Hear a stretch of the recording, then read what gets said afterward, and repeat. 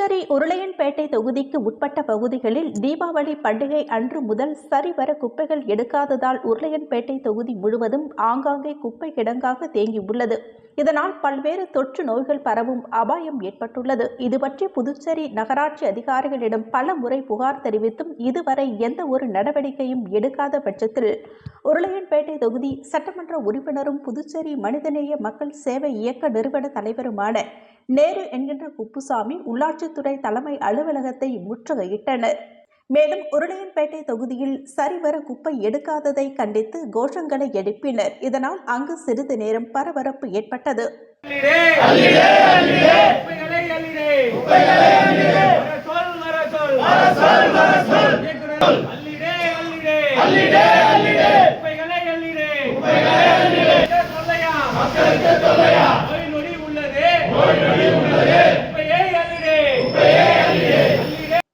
சட்டமன்ற உறுப்பினர் நேரு அதிகாரிகளிடம் முறையிடும்போது கூறுகையில், இதெல்லாம் நீங்க கேட்க மாட்டீங்க அப்படின்னு இந்த சென்ட்ரல் மினிஸ்டர் மீட்டிங்ல நாங்க பதிவு பண்றோம்னு சொல்லுங்க. நீங்க சொல்லுங்க, மைக் ஆன் பண்ணி சொல்லுங்க. அப்புறம் இதெல்லாம் சொல்லுங்க சார். அதாவது உப்பாடுறது கிடையாது, சுகாதாரம்ன்றது என்னன்னே தெரியல, சிறந்த குடிநீர் கிடையாது, சிறந்த மருத்துவம் கிடையாது. போன மாசம் தான் ஜனங்களுக்கு வயிற்றாலை வாந்தி எழுந்து போய் ஏறக்குறைய ஒரு 5-20 பேர் செத்தாங்க. இன்னைய வரைக்கும் கிட்னி பாதிச்சு பண்ணவங்க டெய்லி ஒவ்வொரு நாளையும் ஒவ்வொருத்தரும் செத்து இருக்கிறாங்க. இப்படிலாம் ஊரு நிலைமை இப்படி இருக்கு. அப்படி இருக்குள்ள வருஷத்துக்கு ஆள் இல்லாத இடத்துல எதுக்கு நீங்க மீட்டிங்க? ஏசி தான் ஓடுது இந்த பகுதி ஃபுல்லா. கவர்மெண்ட் காசு அநியாயமா போகுது.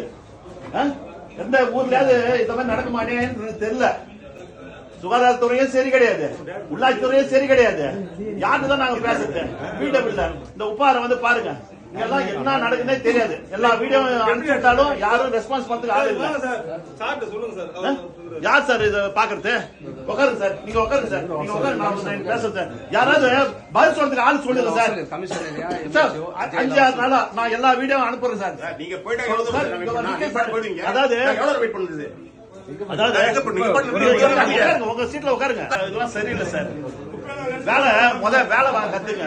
வேலை செய்யறவங்க வேலை வாங்க கத்துங்க. எவ்வளவு குப்பை! அதாவது தீபாவளில இருந்து நீங்க சொல்லுங்க. நான் சொன்ன கால வாங்க. ஜனங்களுக்கு 4 அறைங்க செத்துன்னு இருக்கிறாங்க. பதில் சொல்றதுக்கு ஆளுங்க. உங்க டிபார்ட்மெண்ட்ல வேலை செய்யறதுக்கு ஆளுங்களா? எவ்வளவு பேருக்கு நான் பதில் சொல்லி உட்காந்து இருப்பேன்? காலையில இருந்து இந்த வீடியோ எல்லாம் அனுப்புறேன் சார், உங்ககிட்ட அனுப்புறேன் சார். ஒவ்வொரு பப்ளிக் என்ன பேசுறாங்க வாய்ஸ் ரெக்கார்ட் அனுப்புறேன் நானு. எல்லார்ட்டையும் சொல்றாங்க, சொல்லி யாருமே செய்யலன்றாங்க. தீபாவளில இருந்து இன்னைய வரைக்கும் ஊர் உள்ள குப்பையே வரல. அதாவது மொட்டை வர்றாங்க. எப்ப அதுக்கு முன்னாடி பாத்தீங்கன்னா நான் சொல்றது கொஞ்சம் கால் வாங்க. அதுக்கு முன்னாடி சொச்ச பாரத் வந்தாங்க. அவனே சரியா செய்யலன்னு சொல்லிட்டு இருந்தது. ஆனா இப்ப நடக்கிற கிரீன் வாரியர்னு ஒரு கம்பெனி கொடுத்துறாங்க பாருங்க. ஐயோ மோசம். அதாவது காலையில அந்த வயசானவங்க நீங்க பாத்துருப்பீங்க, கம்மன் கலையரங்கத்துல மணி ஆட்டுறாங்க. காலையில கும்பிட்டு இருப்பாங்க. அவங்க எல்லாம் வந்து ஏரியா பிரிச்சுட்டு 5 மணில இருந்து உட்காந்து 6 மணிக்கு மேல என்ன செய்வாங்க, அப்படி அப்படியே ஏரியாவுக்கு போவாங்க. இந்த சின்ன சின்ன வண்டியில வச்சு குப்பையை எடுத்துட்டு அவங்க என்ன வண்டிக்கு வந்த பிறகு இது பண்ணுவாங்க. 6 மணிக்கெல்லாம் தூக்குவாங்க. இன்னைக்கு இருக்கிற நிலைமை என்ன தெரியுங்களா? அந்த சின்ன சின்ன வண்டிங்க எதுவுமே கிடையாது. யார்டுல எங்கேயோ இருக்குதாமா வண்டி. 8 மணிக்கு தான் போய் வண்டி எடுத்துன்னு வராங்க.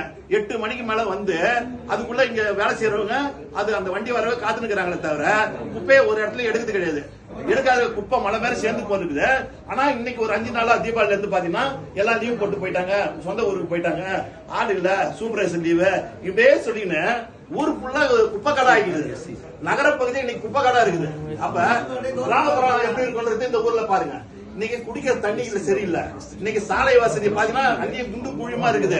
குண்டு வாரி மண்டையில அடி போட்டு கால்கை உடச்சிட்டு ஹாஸ்பிட்டல் போனாங்க. ஹாஸ்பிட்டல் போனாங்க, அங்க படுக்க வசதி கிடையாது, சிறந்த மருத்துவம் கிடையாது. இப்படியே இந்த ஊர்ல மக்கள் வாழ தகுதி இல்லாத ஊரா மாத்தி இருந்தாக்கா இது யாரு கேட்பாங்க? என்ன நிலையில இருக்குதுன்றத இதை வந்து சம்பந்தப்பட்ட அதிகாரிங்க உணரணும். இந்த மாவட்ட ஆட்சியருக்கு நிறைய நாங்க மனு கொடுத்துக்கிறோம். அதே நேரத்தில் மாவட்ட ஆட்சியர் ஆகட்டும், செக்ரட்டரி ஆகட்டும், சிஎம் ஆபீஸ்ல ஆகட்டும், கவர்னர் ஆபீஸ்ல ஆகட்டும் அடிக்கடி மீட்டிங் வைக்கிறாங்க. எல்லா அதிகாரிக்கும் இன்ஸ்ட்ரக்ஷன் கொடுக்குறாங்க. அந்த இன்ஸ்ட்ரக்ஷன் கொடுக்குறபடி எல்லாரும் ஒருங்கிணைத்து யாரு ஒருங்கிணைப்பே இல்லாதது. உள்ளாட்சித்துறையை கேட்டாக்கா சார் பிடபிள்யூ கேட்டா என்சிடி கேட்டா வருவாய்த்துறை. இப்படியே மாத்தி மாத்தி புகார் சொல்லிடுறாங்க தவிர இவங்க ஒருங்கிணைந்து எப்ப வேலை செய்யுது? அப்ப மக்கள் எப்ப அது சந்தோஷமா சரி நம்மளுக்கு சொன்ன உடனே எல்லா வேலை நடக்குதுன்னு சொல்றதுக்கு யார்கிட்ட சொல்லுவாங்க? இப்படிப்பட்ட அவல நிலையில இந்த புதுச்சேரி சின்னாபின்னமா ஆயிடுது.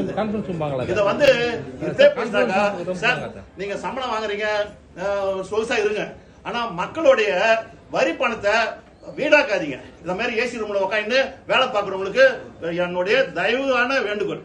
8 மணிக்கெல்லாம் அவங்க வந்து வேலைக்கு போவாங்க. காலையில 8 மணிக்கு போறவங்க நைட் 8 மணிக்கு தான் வருவாங்க. அப்ப எத்தனை நாளைக்கு குப்பையை வீட்டு உள்ளே வைப்பாங்க? வெளியில கொண்டு போனாலும் வெளியில எடுக்கிறது கிடையாது. புழு பூத்துனுக்குது. மாடு நாய் எல்லாம் சின்னபின்னமா. சரி மாடு பிடிக்கிறீங்களா இல்ல நாயை பிடிக்கிறீங்களா? நாயெல்லாம் நான் பிடிச்சி சித்திரவதை பண்ண சொல்லல. அது எதுக்கு அது பாதுகாப்பு பண்ணுங்க. நாய் கட்சி எவ்வளவு பேர் பாதிக்கப்பட்டுக்கிறாங்க. அது எவ்வளவு ஏதாவது ஒரு சின்ன சிம்டம்ஸ் ரியாக்ஷன் இருக்குதா? எந்த ரியாக்ஷன் கிடையாது. சுப்ரீம் கோர்ட் என்ன சொல்லுது? நாயை வந்து கட்டுப்படுத்துங்க, கருத்தடை பண்ணுங்க, அதை பாதுகாப்பா பண்ணி திருப்பி கொண்டாந்து அந்த பகுதியில் விடுங்கன்னு கூட சொல்றாங்க. நீங்க நாய் பெருக்கத்தை வீடியோ எல்லாம் உங்களுக்கு அனுப்புறேன். அவ்வளவு நாய் குட்டி போட்டு வெறி புடிச்சு சுத்தி கிடக்குது. ஒரு தெருக்கு வந்தாங்க 20-25 நாய் இருக்குது. மாடு இவ்வளவு கேழ்த்தனமா இவ்வளவு மற்ற ரகமான ஒரு நிர்வாகம் இந்த பாண்டிச்சேரியில நடந்ததே கிடையாதுன்றது நான் பதிவு பண்றேன். எல்லா அதிகாரியும் உணருங்க சார். ஆட்சியாளரை பத்தி குறை சொல்லிட்டு போயிடலாம், ஆனா அதிகாரிங்க நீங்க எப்போதும் இருக்கிற இடம். இன்னைக்கு ஆட்சியாளர் வந்து 5 வருஷம் இருப்பாங்க, அடுத்த 5 வருஷம் யார் வேணா வருவாங்க, திருப்பி அவங்க மாறுவாங்க. ஆனா நீங்க ஒரே வரைக்கும் ஒரே ஸ்டேஜ்ல தான் இருப்பீங்க. நீங்க வந்து ஊரை கவனம் பாத்துங்க சார். நீங்க உங்களை நம்பிதான் நாங்களாம் இருக்கிறோம்.